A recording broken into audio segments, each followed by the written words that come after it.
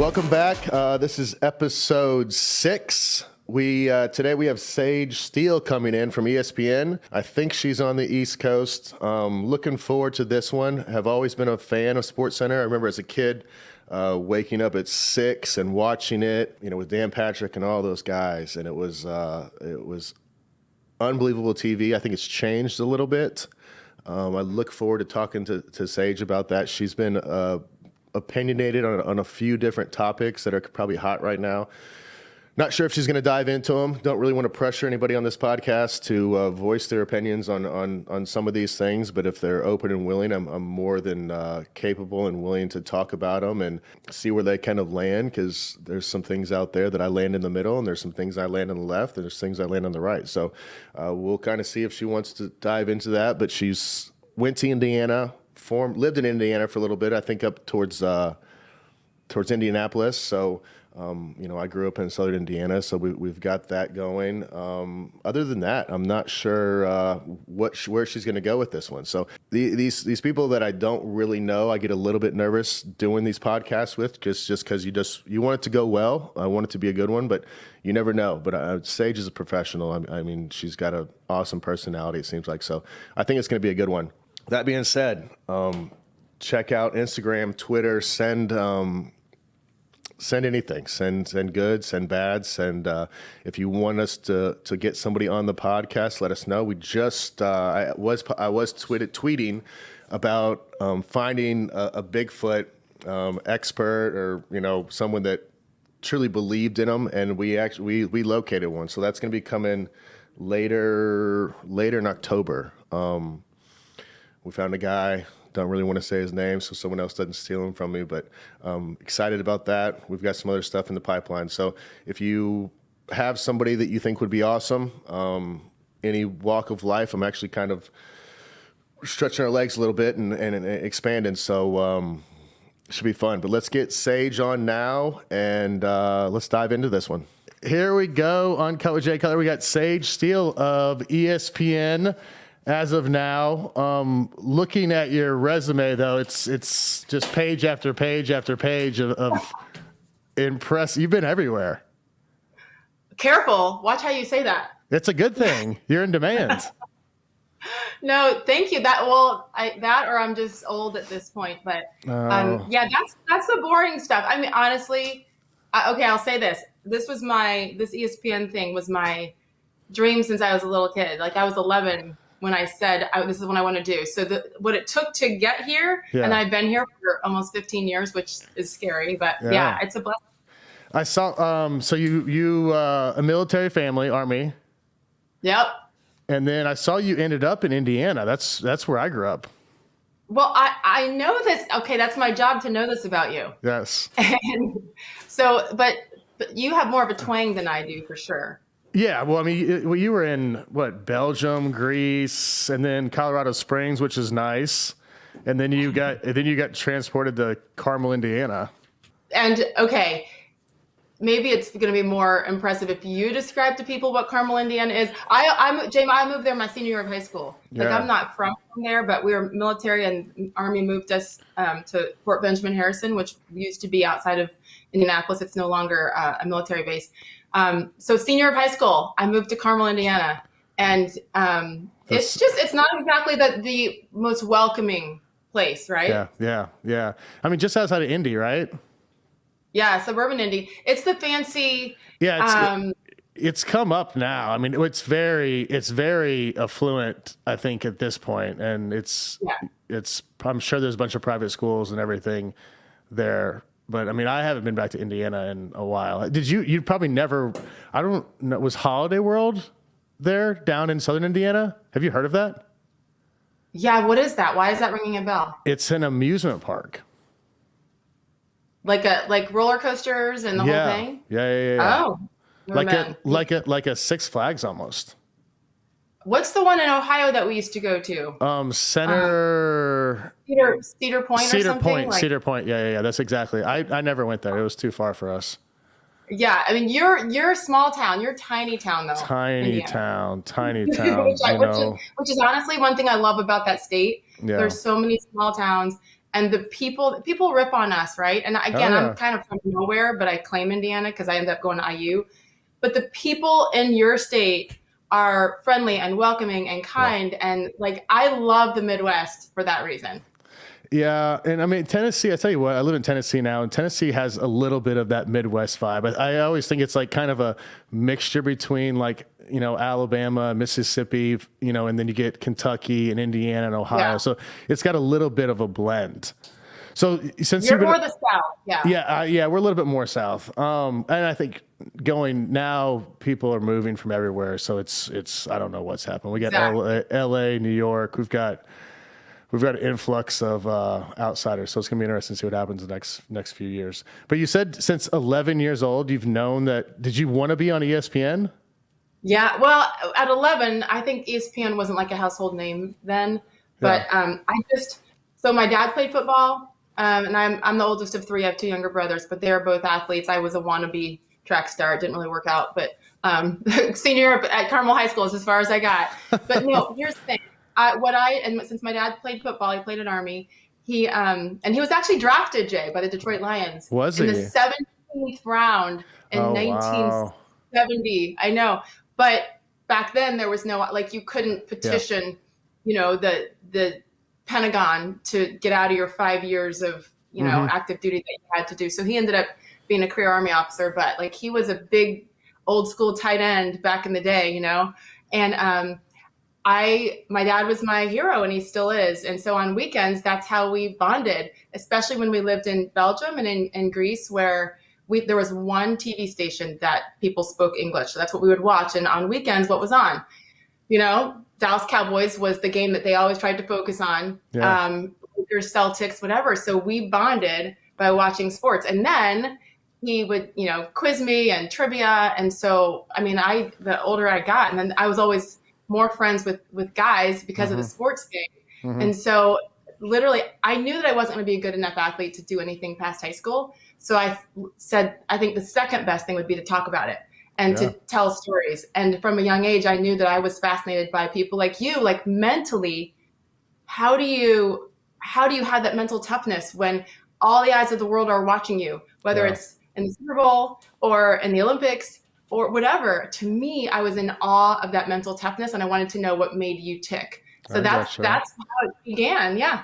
That's crazy. So you went to college, you said you went to IU. I mean, you knew probably more than most of the guys there about sports and everything. I mean, you were on top of it. I tried to. Yeah. I tried to. Plus, I thought it was a good way to meet hot guys when I was, 18, 19. Yeah. And so it didn't really work, but it was fun to, at least I was up on my trivia and stuff. But it was funny because, this is a long time ago.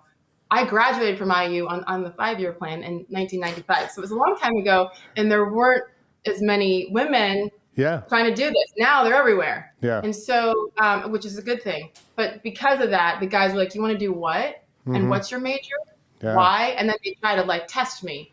But it was good. It got me ready for what was to come, which was definitely a lot of people who weren't ready for it are very welcoming, for sure. I'm sure. But that's okay. And I was this super shy kid, which people don't believe now, but really, really shy. And it was like I had to push through that and figure out how to not be so shy and insecure and open up and, smile on national TV, even if I didn't feel that confident. Yeah. It forced me, when these guys challenged me, it forced me to say, okay, wait, you're going to let them push you out, or you're going to go for this dream? Even if you fail, I knew I had to try. Well, and then your first spot was South Bend? Yep. Which made me, so now I hate Notre Dame. Listen, I'm a good Catholic girl, but Notre Dame, having to live there and cover them, I'm like, they're just like any other program. It's just people put them on this pedestal, whatever. Yeah, I don't understand why they just can't join a conference at this point. Because they're Notre Dame. They're elite, right? What was your favorite and least? Was Notre Dame your least favorite stop before you got to ESPN? 1,000%. Really? Because, and it wasn't Notre Dame. See, that sounds bad. Now I'm going to have all my Notre Dame friends hating on me. It's just because it was in South Bend, Indiana. South Bend's brutal. It's the tundra, the frozen tundra. Yeah. There's nothing to do. It's gray for 8 months a year. And then when you're 23 and trying to hang out. Uh-huh.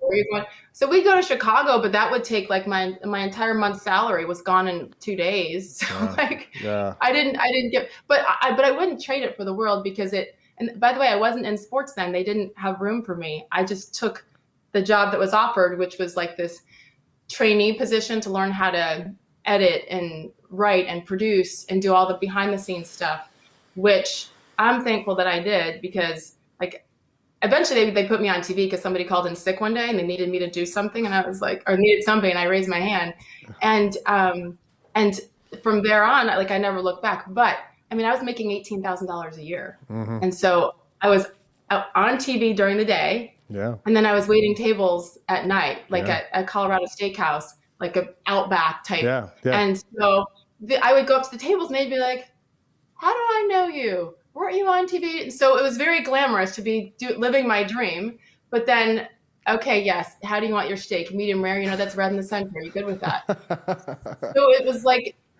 no one can ever tell me that I didn't like work my way up. Yeah.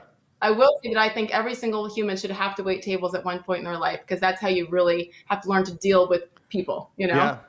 I never waited tables. I would say the toughest, I had some bad jobs. My toughest, I was on the back of a trash truck for one summer. And so that. Really? Oh yeah. We just rode around in the back, like holding on in the back, just picking up trash. It was me and another guy. His name was Eric Palmer. Great dude. But okay, if I could have video of you on the back of a trash truck right now, I would pay for that. Not to put on ESPN, just for me. That would be amazing. Yeah, we would just cruise around. It was actually fun because I mean, you're just in the back of it. I mean, you're just hanging on, and it was kind of whenever they first got the mechanical arm. So you just put the thing on there. Use a little mechanical arm. But, every once in a while you'd get, some broken bags, some maggots or something. But it wasn't. And I was done by 12 or 1, so I could go play baseball or whatever in the afternoon. So it was actually kind of perfect. Wait, how much did you make per hour? Oh, I mean, I think at that point, minimum was probably 5 something. But I think I got paid more, like 7 or 10 or something like that. Is my guess. That is classic. That is classic. Guess. But again, everybody has to have a job like that, I think, to appreciate it. And I have 3 teenagers, and I have a son who I'm like, get out there, and it's a fight, Yeah, I mean, my parents made me pay for my car insurance, so I had to make enough money in the summer to pay for my car insurance so I could drive. So I didn't have an option. So don't you think that's fair? So with your kids, you're gonna do the same thing? Oh yeah, yes. I was going to say it's probably more for cars these days, but minimum wage is through the roof too, so they'll be fine. Oh, I got no sympathy there with the minimum wage these days, right? No, it's like we're getting close to $20. I don't even know. So how nervous were you the first time you raised your hand and you got on air, or were you prepared at that point? No, I was scared to death. I was terrible, Jay. Like if someone pulls up those tapes someday, I'll die. I mean, actually, maybe I'd get more credit. Like, wow, she's actually come a really long way. She came a long way. Terrible. I will say the most nervous I was like a year later. I got my first sports job, which was in Indianapolis at Wish TV, the CBS there. And so my first day on TV doing sports, like the whole dream, was it was the beginning of April because it was Final Four weekend, and Final Four was in Indy, and we were the CBS affiliate carrying it. And like I'd never done a highlight on TV. I'd done nothing. Like I had no business being in a top 25 market, but I mean, I had interned there after college and kept my connections, and it's who you know, right? And then they knew I'd come for cheap because I got a huge raise from $18,000 a year to $22,000. Ooh. So I was like, dude, I've made it. Like I can die and go to heaven now. But it was Final Four weekend, and I think in the half an hour leading up to like live TV, I probably was in the bathroom 5 or 6 times. I threw up once. Like I was so scared, but because this was it. This is what I'd been building for my whole, youth. And now I'm getting the shot, and if you screw it up, you're done. I screwed it up, but they had to keep, I was under contract at that point. And I actually have a mentor now. He was on that set with me. He was the news anchor, and we are doing some work together now. It's amazing. But we talked about it recently, and he's like, sweetheart, because he's much older. He's like, you were fine. You talk too fast, but obviously I still do. Yeah. He's like, but you figured it out, and you just go and you were okay being yourself. And that was the key. It was just such a scary beginning. And I got to interview Coach K that weekend, my first ever, but because my dad and Coach K were classmates at West Point. So I had a little in. I think that's probably why they kept me. Okay. And then, I mean, you eventually ended up at ESPN, but like, was it tough getting jobs being a woman in that field? Or did you kind of figure it out and I don't know how you did it, actually. You can tell me. Well, no, it was tough. And especially because remember, this was like, I was in India in like 97. Yeah. So I was really, I was the first woman in that market. There would have been no minorities doing sports in that market either. And Indiana's come a long way, but Indiana in some ways was still Indiana then. You know what I mean? They're just not as accepting of people who look different. That's what the issue was at Carmel High School. 2,000 kids in that high school, and I was the only Black student. Yeah. And they let me know, like, it was definitely a tough time in my life. But again, prepares you for what was to come, which I had no idea what was to come. But little things like just going in locker rooms for the first time. Yeah. And so the Colts that was the first team I covered. And Jim Harbaugh was the quarterback then. And that was his captain comeback those years when they played the Steelers in the AFC Championship game, and he almost brought him back. And I was there 98 draft when they drafted Peyton Manning. It was this whole debate, Peyton Manning, Ryan Leaf, what do we do? So I have some awesome memories from that first sports gig. And then, I also was with the Pacers. And, I loved my IndyCar, my Brickyard. I love NASCAR because of my time there. Dale Earnhardt Sr. was my first ever NASCAR interview, and he brought me into his trailer to teach me about the sport. That was like the heyday of NASCAR there for a little while, too. Oh, so good. And Jeff Gordon was coming up in the rainbow car, I just literally, listen, there were some guys and some players in particular who made it difficult. Sure. And if I think back on some of the things they said, but I didn't know any different. And what are you going to do? Like, I had no one to tell. And I actually didn't care, Jay. Yeah. Like, and women now would probably have a problem with me not caring. Yeah. Because I'm not, I get it with Me Too and all that. But at the end of the day, like, it was new. Yeah. And I don't think people were malicious. They were just being stupid guys in the locker room. So I would laugh it off, and then I would ask the question anyway. Yeah. I did have an opportunity to break a story once, and there was a fullback named Roosevelt Potts, and he was just, God, Rosie. He just, I remember that name. You do? Oh, I shouldn't have said it. He was, like, I had the story, and he was like, okay, scratch the name. Anyway, there were players who were like, yeah, I'll give you that information, but what are you doing tonight? Like, if you come to dinner with me, then I'll give you this. And oh, by the way, at 20, however old I was, 24, 25, no one had to tell me that probably wasn't appropriate for me to do that. Yeah. Like, then you're done. Once you're that girl in a locker room situation with coaches and players, like, you're done. And your credibility is gone, even if you are good at your job and serious. So I had to find ways to nicely, like, blow it off, but then still ask the question. And eventually people stopped bothering me. Yeah. It was, the culture was different. I'm not saying it was right. It was definitely wrong, but it was definitely a different culture, even whenever I got in the NFL to whenever I left the NFL. Yeah. Involving women in the locker room and just the acceptable behavior and, how you treated people. It was just and you're a few years before that, so I can't imagine the difficult conversations you had to have with some of these idiots. I laugh. And you know what? One of the more memorable ones was with Warren Sapp. When I went from there, I went to Tampa. And so that locker room with Sapp, and then Keyshawn came and Jay, like, and it just, it was like, again, I could laugh about it because it was almost expected. And again, that's not what anyone would expect now. And it would be headlines and social media buzz. But it just is what it. Here's the thing. There is a fine line, and I handled it. Like, I didn't get anybody's, because that's not my wasn't my personality then. I might now a little more, But I do think as women, we need to be responsible as well. It isn't just on players and athletes and coaches to act a certain way.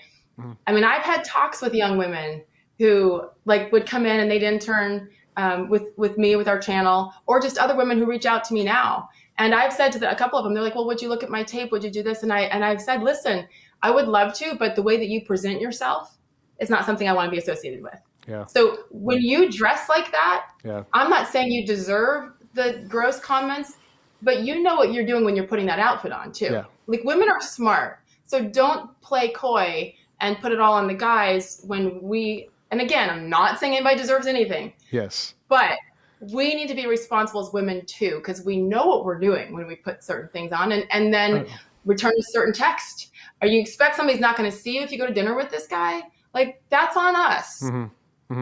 That's so true. And as a society with social media and everything, like we promote it and we make it seem like it is okay. And there are certain situations where it's definitely not acceptable or professional, but like it is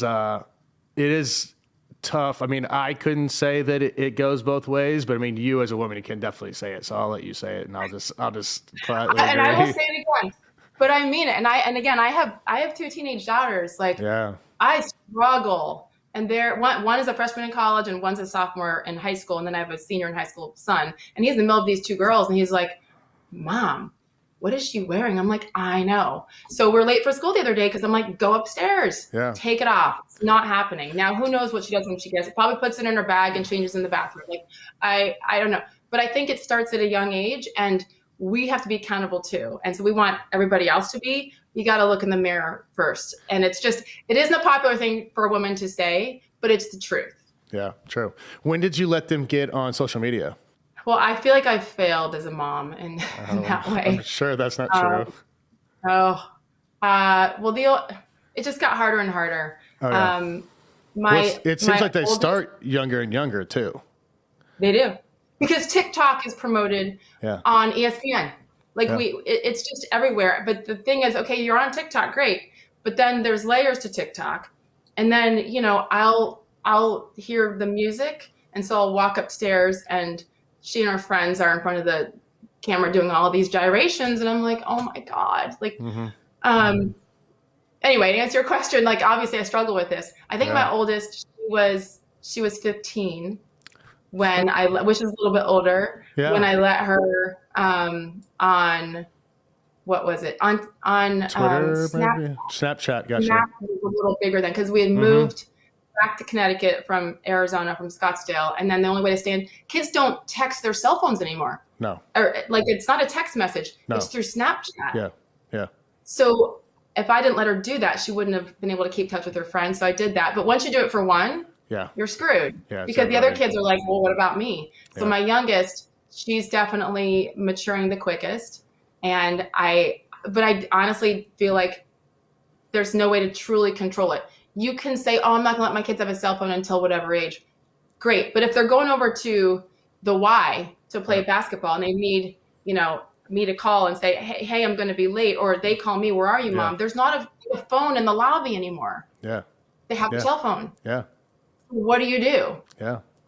I take their phone a lot, and then, so I'm evil for sure. And I'm definitely the tougher one. My ex-husband, he lives about 5 miles from here, but he's like, lets him do whatever. Yeah. And I'm definitely more like my military dad, you know? And I just think we have to be okay with being not liked by our kids. Sure. And that's tough for some parents. It is tough for some parents, and it's not a popularity contest. You're the mom and the dad, and kids do. I mean, there's studies like kids need boundaries. I mean, they just do. Like if you don't give them boundaries, they're going to lash out, and they're just comfortable in boundaries. So it's hard with mine because kindergarten, second, third, and like they already have laptops. They do. They have laptops from school. Because last year with school being out so much, there were so many Zoom sessions that they got laptops, and so like they know how to do YouTube, they know how to do all these things. So I'm just unplugging the Wi-Fi. I'm like, hey, we don't have it, guys. We don't. If you want to do homework, I'll plug the Wi-Fi in and we'll do it right here. And it's a constant struggle because I mean, like there's kids that are talking about YouTube and there's this whole YouTube sensation for kids. And I've watched it a couple of times with them. And I'm like, guys, like this kid's opening a box right now. He's just opening up a toy and you're just watching it. So you can put like I don't even know the word, like little monitors on it, like blocks on certain things. Yep. But then they're going to get a little bit older. Yep. And well, mom, I'll get a note from the teacher saying, listen, you have too many restrictions on it. They need to access this. And so I'm sure that's legitimate, but unless you stand over them 24/7 while they're doing homework, because they could be on on this laptop doing homework, but then what's that Chrome opened up to? And even if, and this is what I'm learning, honestly, a lot of years ahead of you, like you can do everything right as a parent. Yeah.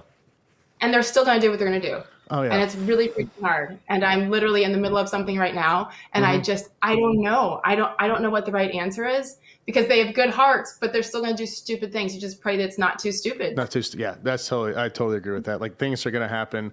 They're going to get in trouble. They're going to make mistakes. You just want to try to limit those mistakes in a small enough area that it's not something that's going to hurt them in the long run. But I don't know. Parenting's hard. It is literally, and it's cliche. It's the hardest job ever. Can I be really honest? Like I love my kids. I would die for them. I don't like them right now. Oh yeah. I don't. I like my older one. Because she's 19 now, and she's gone. She's like, I love you so much, and you're the best, and I'm so sorry. I'm like, right, I know. But the other two, like, I just want to run away a lot, even though I love them. Yeah. So everyone said that was going to happen. I was like, no, I'm different. I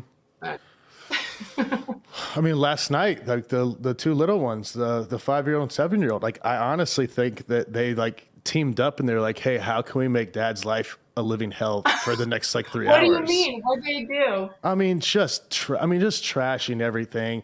And I think they've got to a point where they're like, hey, you know what? We'll do whatever we want because we're okay with the consequences. Like, we're fine going to our room. We're fine not having dessert. We're fine with, whatever is going to happen. So I don't know. I've got to find another form of punishment, I guess. Well, do you think, because they probably have cool rooms. So, I mean, but I'm sure you take their electronics. Like, how could they? Oh, last night I went to a point. I was like, all right, you guys are like, you just have to sit on these 2 chairs. And I put them so they couldn't see each other. And there's nothing there. There's no TV, nothing cool. And I was like, you guys are going to sit here for an hour. Like, this is just what's happening. Because I mean, and how'd that go? Was it an hour? It was an hour. But like, they gave me a panic attack because me and oldest Camden, we were watching football, and it was like they were upstairs in the craft room, and it was probably 20 minutes. And I looked at Cam and I was like, they're really quiet. This can't be good. So I went up there and they weren't there. I'm yelling for them. I'm doing all the things. Nothing. Go outside, and they have these dirt bikes. Dirt bikes are there. The other bikes are there. I go around back. There's a pool. I'm like looking at the pool. I'm like, they can all swim. Not there. Go in the pool house. Not there. So I go back inside. I'm like, Cam, like, where were they last? He was craft room. I went up there. I'm yelling the whole time. Oh my gosh. So I get in my Ranger and I'm like, maybe they went down to the mailbox. If they did, they're in big time trouble. Run down there, not there. They like to go out to this little hill and look out. Jackson says it's relaxing. We're out there, not there. Go back. I'm in the backyard. I'm screaming, and I hear a little giggle. And I'm like, you too, I swear. And they're up we have a tree house kind of in the woods a little bit, and they're laying down like like so that I can't see them. I'm like, I need you two down here right now. Right this second. And I'm sure I didn't say that nicely, but they come down and I'm like, was that funny? Like, did you guys hear me the whole time? And Jackson's like, yeah. I go, you really scared me, and it's not okay you did that. And that's why they had to sit for an hour. Okay, that's a big deal. Oh yeah. How long? Okay, because it feels like an hour. How long? It feels like an eternity. I mean, it was probably It was probably 15 minutes that I was looking around. Okay, that's a really Yeah. long time, Jay. Oh, I That's know. insane. How did you not like kick their butt?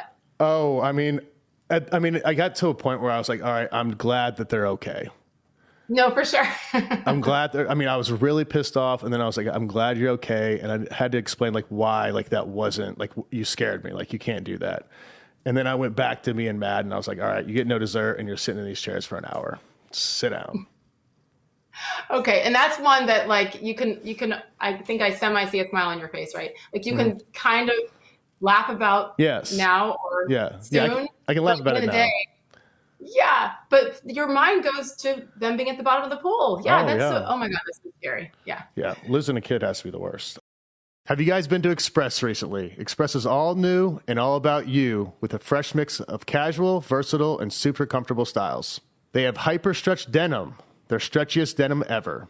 Versatile shirts like the breathable, stretch-infused cotton tees made with moisture-wicking fabric, so no sweat marks. Or grab a tropical printed short-sleeve shirt and stand out this summer. They also have tees, polos, and one-of-a-kind graphics. Your favorite tees just got better. Check out their comfortable chinos, joggers, and comfort waist shorts. Better looking than your sweats, but just as comfy. Elastic drawstring waistband for all-day comfort. These are all machine washable. Saves you a trip to the dry cleaners. And don't forget the suits. Breathable stretch-infused fabric. Available in chambray, linen seersucker, and luxe comfort knit. Wear it all together or separately with casual pieces. Express has comfortable, versatile pieces for all occasions and seasons. For Sunday football games, lazy days, or date nights to look sharp and stay relaxed. Shop confidence-boosting new arrivals in stores and at express.com. So you went to ESPN in 2007. Is it true? Is it true in 2004 you passed? Yeah. Really? Where were you at? I was in DC. Such a baller move. I was kind of, in hindsight, I was scared at the time, but I had two kids and I wanted a third.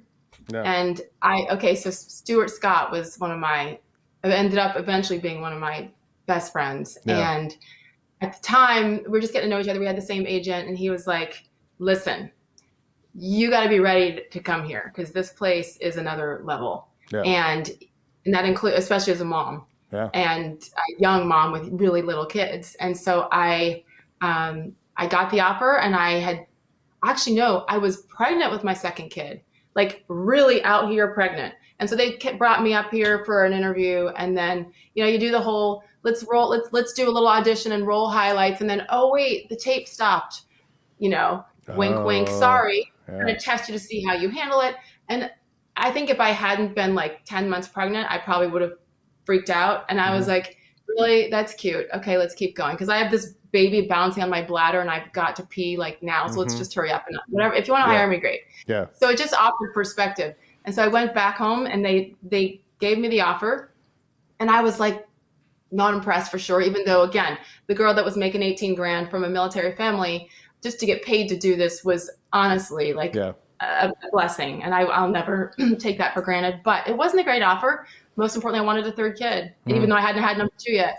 Yeah. And so I said no. And my agent and my parents and everybody are like, are you high? Like, ESPN doesn't need you. You need them. Yeah. Nobody says no to them. And I just, honestly, it was like a faith thing where I prayed and I'm like, lead me in the right. And I was never like this.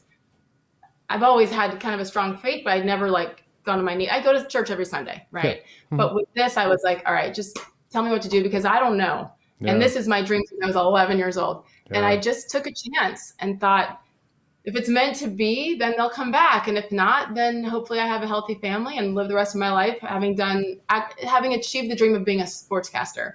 And so I said no, and I signed a new 3-year deal there, and I had a third kid. And then my ex only wanted 2, so I knew I wasn't having 4, cut off there. And I wish I had done it. I wish I had like tricked him into it. Anyway. Okay, that's another story for another day. That's a story with alcohol involved. Okay. And so 3 years later, they called back, and the offer happened to be a lot better. I was like, oh, is that how this works? Got it. Just tell them no the first time. People want what they can't have. Totally. And I'm learning that in every aspect of my life these days. I'm like, got it. But I will say I got there and I still wasn't ready. Yeah. because it is such a behemoth and there's so much, and that was before social media. I think I joined Twitter and like they made us in 08, 09 or something, and now they wish we weren't on it, but they made us at the time. Yeah. And that was before everything was so scrutinized and before you were ripped for a single mistake on air. And like, you know, if you think differently, you know, I will, like, it's been 14 and a half years. It's been such a roller coaster and some amazing times, but a lot of tough times. Yeah. I remember, I mean, I grew up watching I feel like the golden age of SportsCenter. Yeah. You know, when it was the Impact, all those guys, and, you know, it was fun. It was literally just about sports.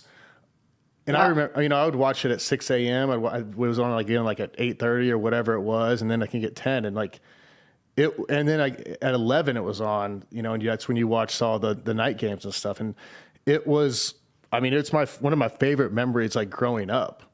And, and, so when did it change? I mean, I feel like you got there kind of right at the cusp of like when it was moving towards more like changing. Yeah. In what way? Like, I mean, I think it just got very opinionated instead of it was more just sports based back then. You know, they had opinions, but it was more funny, you know, kind of in jest type of things.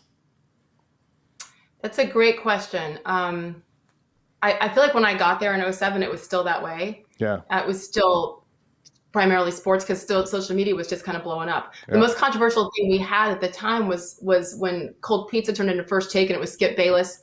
And that was when Stephen A was just kind of coming along and there were some hot takes with that. And that was like during the Brett Favre retirement, like the watch, what's he gonna do? Yep. It was during, you know, the Tebow days too, like just a lot of, that was like such a big deal, you know?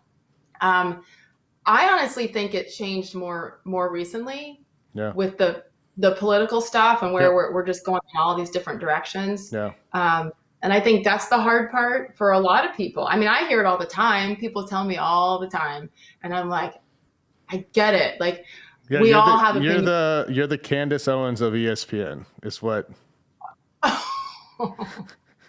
Wait, where did you read that? I forget where I read it, but it made me laugh. Wow. I respect the hell out of Candace Owens. So do I. And because whether you agree or not, she doesn't give a crap what you think. No. And she's going to say what's on her mind. And isn't that funny though that people have to make those comparisons? Yes. Because we happen to have a similar skin color. Yeah. And therefore you have to, like, that cracks me up. And so, I mean, my kind of roller coaster ride really began like 4 years ago when I gave some opinions. Yeah. And opinions based on, I remember what it was. It was right after Trump was elected and ESPN had posted something about, you know, players protesting in the NFL because it was like the next week after he was elected. Mm-hmm. And people, you know, kneeling or turning their backs or whatever. And I remember, and it was Mike Evans, who I am obsessed with as a player. Like who doesn't, if you like football, you appreciate that game. Yeah. Been on my fantasy team as many years as I can get them. Oh. But I remember that ESPN, and I retweeted what ESPN said. Oh, it was, they reposted what he had said about being disgusted about the election. And I just remember thinking, wait a minute, you didn't even vote. Yeah. Like if you don't like it, that's fine. But if you haven't voted to try to change it, then I just don't want to hear what anyone says. Like don't bitch about it if you don't try to do something about it, you know? Yeah.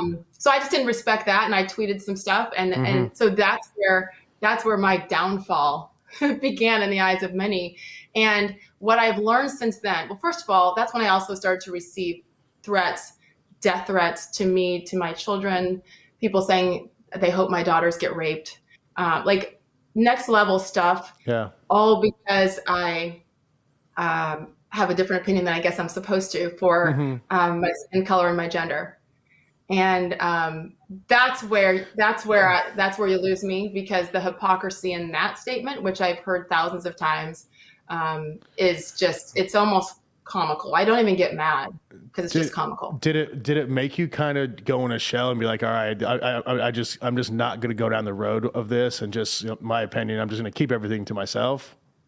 it scared the shit out of me. Yeah, I'm sure. Yeah, it scared me so much, again, as a mother, because I thought, wow, have I put my kids in danger here? Like, I had to have security get involved, and NFL security was checking on some stuff because Grimes, was it Miko, who was the receiver down in Tampa? Yeah, like, she's on another level, and so she came after me. She got her troops coming in. I mean, I was getting it from all sides. Twitter security, like, it was, and so it was just so fascinating that the attacks, who they came from, was pretty fascinating, and it just taught me. And I will say, like, I was pretty naive.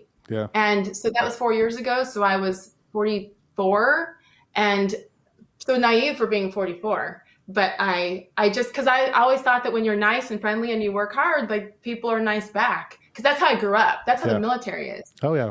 And it's just not the case, especially in today's day and age. So I think I did go in a shell. And then it was like, I don't care. Yeah. Because if you are attacking me because I'm different, you are proving the hypocrisy. And actually, you don't want race relations better. You just want everybody to think like you. Yeah. And real quick story. When I was on, I used to do a couple fill-ins on The View.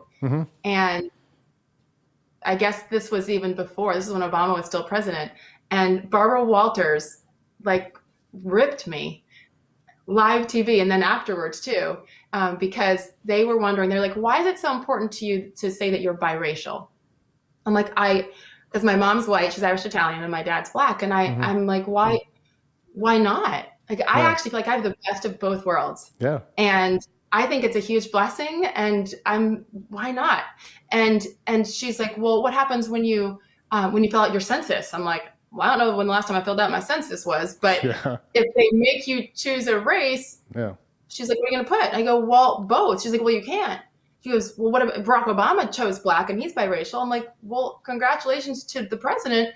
That's his thing. I go, I think that's fascinating, considering his black dad was nowhere to be found, but his white mom and grandma raised him. But hey, you do you. I'm going to do me. And then they put up a picture behind me of my parents and my brothers and me. And I was like, listen, I'm pretty sure my white mom was there when I was born. Yeah. And like, I love her. My white family loves me as much as my black family. And I got killed for that, Jay. And so I still feel strongly about being biracial, because isn't that what we want with diversity? Yeah.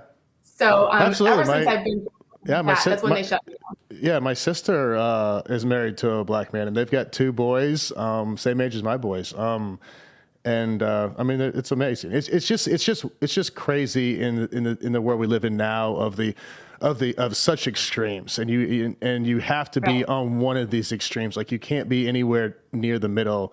Or you're going to get attacked for it. And it's just unfortunate because, like, things like that happen to you, and you just don't want to voice your opinion anymore. And that's not the world we should be living in by any means. You're closeted.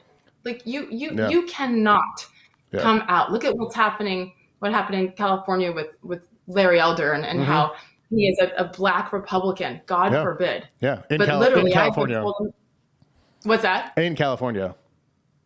Yeah. It's hysterical almost, but I think that's actually strengthened me to continue to see it, continue to be attacked. And that's funny. My mother would, look on Instagram and see the comments, and she'd be like, Sage, please delete them, please delete them. And I'm like, Mom, I get, as a mother, like, I get it. I go, I can't delete that, because if I delete it, that makes it look like it didn't happen. Yeah. And I want people to know, like, not that it's this awesome thing, but this is what can happen if you're in a bit of a spotlight, a public figure, and think differently.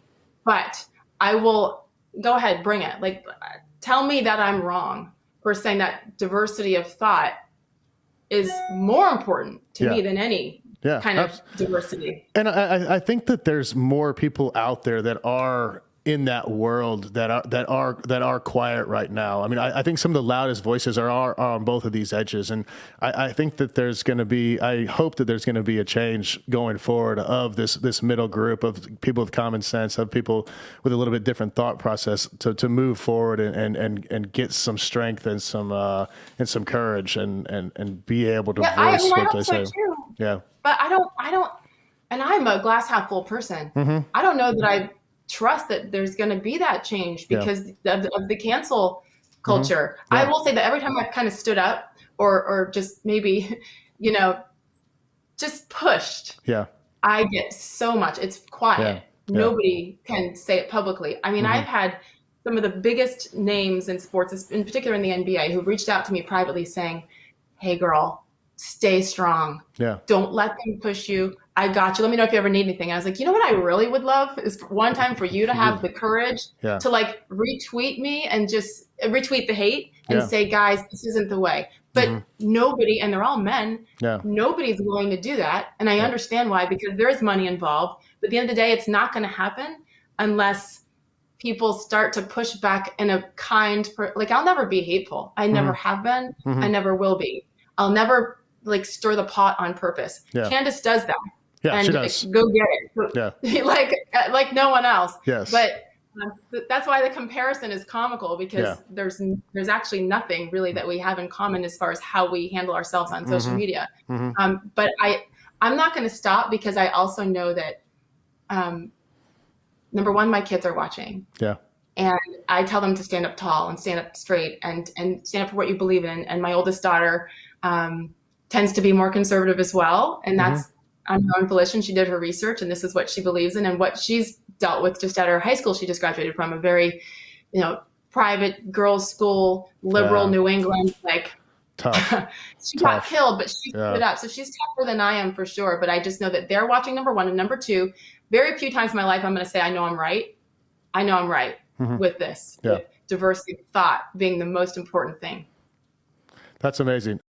Well, it's been a wild couple weeks so far in the NFL, and if you had the right guys in your lineup, you probably had a big week on FanDuel. And if you missed out, you need to get into the daily fantasy game now. And I've got a little hookup for you. Just use the promo code J at FanDuel.com. You'll get a 20% bonus with your first deposit up to $500. Huge thanks to my friends at FanDuel for setting that up for our audience. Just use the promo code J to score your bonus. FanDuel has tons of ways for you to play with your friends. You can set up new lineups every week, so you're not stuck with the same players all season. And there are a ton of different game formats to pick from. You can even just play private matchups with your close friends and earn some big bragging rights. And it's going to be another big week. I'm anxious to see how the Bears do as they roll into Cleveland to take on Baker and the Browns. A historic rivalry between the Packers and 49ers take the stage on Sunday night, and the Eagles at Cowboys on Monday Night Football. Lots of guys who will put up big numbers in those games, so head over to FanDuel and get your lineup ready now. Experience season-long wins without season-long waits. Sign up today at FanDuel.com/J to claim your bonus and start playing today. That's FanDuel.com/J.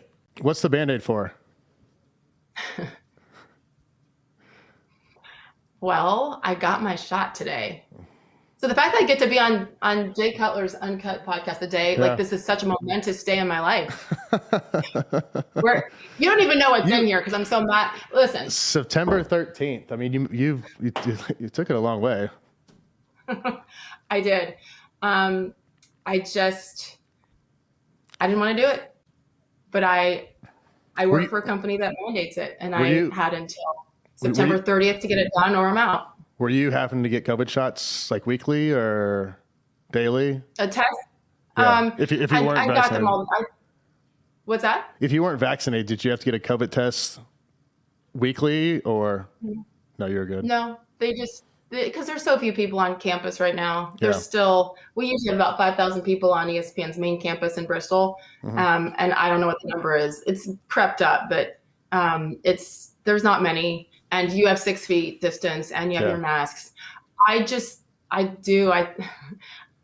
think I respect everyone's decision. I really do. Yeah. But to mandate it is sick. And it's scary to me in many ways. But I have a job that I love, and frankly, a job that I need. But again, I love it. I just, I'm not surprised it got to this point, especially with Disney. I mean, a global company like that. But I just, it was actually emotional. And it's funny, everybody else has their, yay, look, and here's my card, and let's, I'm like, you know what? You want to see what my face looked like when I had to do it? So I get it to an extent, but I think the mandate is what I really have an issue with. And I don't know what comes next. But I do know for me personally, I feel like defeated. Yeah. Yeah, I don't know. I don't know. It's one thing with masks. I don't have a problem with that. It's another thing when you force this, and it hurt. And I'm tough, but like Yeah. I think she like put it in the muscle and was like, Yes. You're getting maybe this she thought I was shot. Candace Owens. I don't know. Yeah, you're taking this shot. All right, we'll get on something a little bit lighter. Up close with Should I Sage. take this off? Wait, does it look like I'm bragging? Should I take it off? It does look like you're bragging. Okay, fine. There we go. Done. Up close with Sage Steele. New show on ESPN Plus. Yeah. I saw you had You Dak. did your research. I saw you had Dak on recently. That was a good one. Got him to choke up a little bit. That wasn't the goal. Yeah. But the goal of the show is conversations. Yeah. Because I don't really like interviews. I like conversations. Yeah. And like in a conversation, it's okay. You interrupt somebody and you chime in and you keep going or whatever. It's natural, not like question, answer. That first one, there's editing stuff. So I hope it becomes more conversational. But Dak Prescott to me it's the kind of guy I want my daughter to end up with, the human side of him, not the football's great and, whatever. And he's a wonderful leader and human, but like the person that he is and how he's dealt with such adversity. Fortunately, we did have to edit. We were able to edit some because I broke down in the middle of it. And I've seen a lot. I did because of how he handled his brother's suicide and how he found out about it. And when he went into depth about that, I'm like, it's just perspective. Like we're all dealing with stuff, we're all dealing with life stuff and 3 kids and recently divorced, like right? I mean, there's a lot of it's hard crap. Yeah. But at the end of the day, look at what he did, the worst possible with his mother years ago and then his brother. And those are the kind of stories that I want to tell. Not necessarily devastation like that, but just like what makes Jay Cutler. It's not Jay Cutler, the football player. No. Like that's what everybody knows you as. Yeah. But I think that's what media can do a really bad job of is putting you guys in these boxes. Yeah. And so my goal is to just show the other side. So it's a little bit of I wave arguments with the producers. I do because I'm like, no, it's great. They've seen this highlight 56 times. Like, great. But what about this? And something that maybe someday Dak can show his kids. Or I have Jason Tatum with the Celtics coming up next, and no one knows much about Jason. He stays pretty quiet. So quiet. Yeah, and what motivates him is really, really cool. And so if guys and women are comfortable enough to go there with their why, like what like my why behind being a sportscaster, it now. It's not that fancy, but people see you on TV and they think, oh my God, look, there's a lot more to it. And there's a lot more to you and Dak and Jay Tatum and everybody else that I hope to get. But it was remember the show with Roy Firestone back in the day, the Up Close show? And I think he did such a great job. That's what this is based on. But just to get a little bit deeper into like what makes you tick, because to me, that's a lot more important than some box score. Absolutely. And it hasn't been done in a long time. I mean, I feel like there's just interview. And as an athlete, and I'm sure you probably get pigeonholed in this a little bit too. Actually, I know you do. There is a lot more to you, and I'm kind of figuring out what all that stuff is, because you get validated just by playing a sport for so long. It's like you get out of it, and it's like, oh well, what the hell am I gonna do now? Like, what do I want to do? Like, who am I? What does make me tick? So it is. It's pretty cool that you're doing that. But like, how much of a struggle was that for you? Because I know there's going to be an after for me too, because there's a reason why a lot of people don't leave ESPN, or they do and they come back, because there is some adrenaline that comes with that spotlight, right? And the pressure. For me, it's the pressure. And I know now that I'm best under pressure. And you prove that too, right? Yeah. So then when you step away, how do you find out like what you want to do, or how you're more comfortable? I don't know. It's tough. It is tough. And it took me a couple of years, if I'm being honest, because I knew I didn't want to just rush into something just to take a job and get halfway into it and be like, you know what, like this isn't for me. And, I didn't want to disappoint somebody in that way of saying, hey, what, I need to walk away for this. So I did take some time, and I talked to a lot of people, and I, heard different job offers, passed on some. And I was like, you know what? I don't know what the hell I want to do, because I've been playing football since I've been 5, and that's all I've done. I wasn't one of those guys that had another business or had this other thought. I mean, it wasn't there. And just getting straight back into football right away didn't seem right, because I just didn't want to be in that same schedule. And you do get to a little point where you're like, damn, like I've got to figure something out. And you do have that pressure, but I think you have to have a little grace with yourself and say, hey, I was 35, 36, like give yourself a little bit of time to figure it out. And, doing these podcasts, I wasn't sure about that either, but there is a little bit of high to it. There is some pressure to it. There is, because doing yours, like we've never met, and I was like, I don't know how this is going to go. Obviously, she's an unbelievable professional, but maybe I don't ask the right questions. Maybe we have no chemistry, and so walking into it, I was a little anxious, and I was like, all right, here we go, let's do this, let's figure it out. Well, and that's the challenge, but that's what you've done your whole life. Yeah, is you figured it out, and I think that's what I've had to say to myself too, is wait a minute, you've done this, this, and this, and so now you're afraid of this. Mm-hmm. Part of it's good. Like I want those nerves and butterflies. Yeah. Because once they go, then I probably should step away, right? Yeah, I mean, for sure. Yep. The same thing. Like, weren't you nervous up to the end in the NFL? Oh yeah, and I mean, like you said, I was anxious, I was nervous, and I mean, and you're right. Like that to me meant it was important to me. If I didn't have that, I might as well just go off and walk away, because I'm doing a disservice to everybody else out there. Totally. I will say that after a while, you do have to. It's excitement and adrenaline maybe versus nervousness. Nervous makes me feel like I'm afraid. Mm-hmm. I've been afraid a lot before the camera comes on, for sure.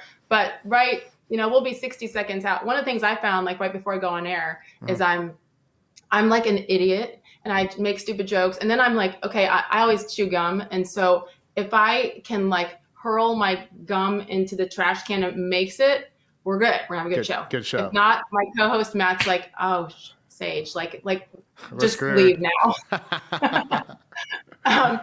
So and then everybody stresses out because we stand up at the top of the show and we have a big video behind us, and I'll wait till like 20 seconds before, and they're like, where is she? I'm like, guys, I've been here for 15 years. I'm like, I'm going to be there. I need the job and I care, but I want to push myself. And I don't know what it is. It's kind of sick in some ways, but I realized that it does put me at my best. Yeah. So whatever's next, and I don't know what that is, it needs to have something as well with pressure. And I don't know what that is. I do know that there's so much more. Oh my gosh, there's so much more out there. And I have a lot of opinions that I think are just great conversation starters, like what we talked about earlier with the political stuff. And so I feel, there's many times where I feel like boxed in. This is what you have to do and what you have to say, and then shut your mouth and go. But we do have to start thinking about what's next, right? Yeah, you can't absolutely. just be comfortable. Yeah. I think that you can probably write your ticket on whatever you want to do next. I don't think that's going to be hard for you to do. There's going to be. I don't know. Okay, will you be my agent? Because I don't know if I. if your agent's telling you anything different, he's lying. I'm pretty sure you're gonna be just fine. Just. Oh fine. My God! Thank you. I just, you know what it is? I think because, like, when you're responsible for so many other people. Yeah. Between my 3 kids and the freaking alimony I'm paying, like when you're responsible. Sorry, that was inappropriate. That's all right. Like, I have to do. I want to do something, but I have to, and so I feel like I can't just be about what I want. Well, yeah. I mean, you gotta. There's other people involved. Sure, and I'm not at that financial place where I can just wing it and say, you know what, I'm gonna, peace out. Like, I'm gonna just figure it out for a couple of years. It's just not what it is. But I think that's one of those things that keeps you going every day, because SportsCenter is SportsCenter. And the best part is that I love my 2 hours on the air every day. I have the best co-host I've ever had in my career. We literally belly laugh in commercial breaks and on TV sometimes, on live TV. And so I love that, and I take that. But then afterwards, it's like, okay, what is next, and how can you transition into something else where, most importantly, I'm making a difference? Because I do feel like that's important for me, and I've been able to live out this crazy dream that nobody said I could ever accomplish, whether it be my wonderful parents who were just scared for their little girl who's like, you want to do what? In the 80s, when I said, they're like, yeah, girls don't do that. Yeah. But if you want to, we'll help you. You better have a backup plan. So whether it's my awesome parents or my news directors, my bosses, my peers, my friends, guy friends who are like, love you, Sage, good luck. So I've done it. So now what's next where I can make a difference? And I really think, and I don't know, like, I think that it's going to be something positive. But guys, if we want to have these uncomfortable conversations, and that's what you say we have to have, well, then don't like chop me off at the knees afterwards for having that conversation that we're supposed to have. It's cheesy, but I'm like, can we just be kind? Yeah. And I mean, I think there's the way the world is now. I mean, there's so many ways of getting, medium out there, and there's so many outlets, and there's so much of everything that I have a feeling that, how centered and how professional and how, great you are. I think you're going to be able to find that outlet and that source that will give you exactly what you need and give you the support and, and let you do exactly what you want to do, would be my guess. No, thank you. I hope so. And we'll see. I kind of it's that faith thing. Like, I know I'm going to be okay. I'm not going to be homeless. And if I am, then I'll just go in my parents' basement with these 3 kids and this really annoying dog that I have. And like, whatever, I'm not going to die. Yeah. Like, we'll be okay. But I will say this, like, people like you who have faced a ton of adversity and you kept going. You kept going out there every Sunday and had to box out the ESPNs of the world and your guys in Chicago and everywhere. Like, I mean, you probably didn't know this, but there was a lot of people who were, really cheering for you and quietly cheering for you. Like, get them, shut up, these jerks who are saying whatever they want because they're envious or they're insecure. Or they never got out of their off their high school varsity football team, right? And so, but you chose to live a certain way and keep going out there and killing it and doing you and not changing anything about you. To me, that's huge and that's inspiring, and it gives people like me, like, okay, you did it and look at you, you're still standing and you're thriving and you're still evolving, right? Yeah, absolutely. Well, thank you. I mean, do I sound like a shrink? Do I sound like a total? You did. It was like a pump up session for me. I loved it. But it is an evolving door, and we're living in an evolving world, as you know. So it's and everyone's changing and everyone's experiencing new things, and that's just kind of what it is. And you're very centered, and you're where you are, and how you say the things you say that's going to be open to a lot of people. And I think you're going to open some eyes, and you're gonna help some people out, which is what you want to do, and what the world needs to do, huh?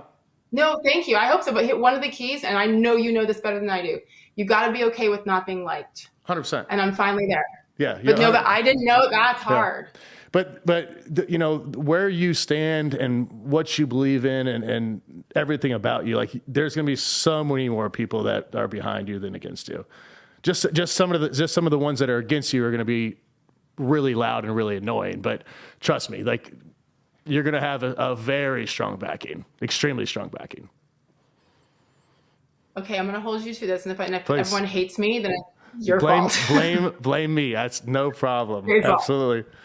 Sage, it's been an absolute pleasure. You've been great. I wish you the best of luck with Up Close with Sage Steele. Everyone watch that on ESPN Plus. With taking care of your children, and keeping them out of harm's way. I know that's probably a full-time job other than the other stuff you have, but you've been great. I really appreciate you taking the time. Thank God for wine, right? Like, I'm not an alcoholic, but just like, sometimes I take like half a glass of red wine, and I can handle anything with these kids. Oh yeah, I saw you were having one. I was like, gosh, I think I'm probably gonna have to have some wine tonight when I get home. I mean, it's gonna have to get me through it. Literally in commercial breaks, a couple of days a week, I'm like, Okay, this is how it's going to be today. Yeah. I'm ready. Yep. And I just literally, that's why I'm in my bedroom, embarrassing. Because I just moved in. But there's not much that's like organized downstairs. Yeah. My wine fridge is stocked. Like, No, there's priorities in life, right? Absolutely. You got to get that going.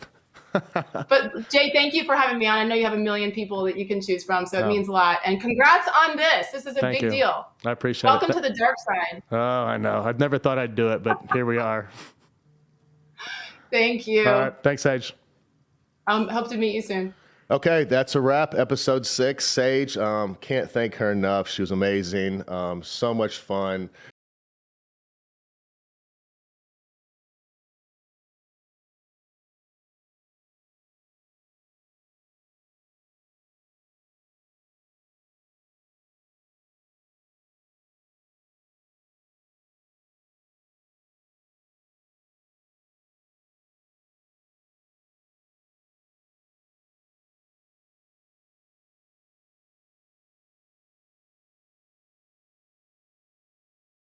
Likes, dislikes. If you have somebody that you want us to put on the podcast, also give us that. Hope everyone has a good week. Hope everyone enjoys it, and we'll see you next week. Thanks.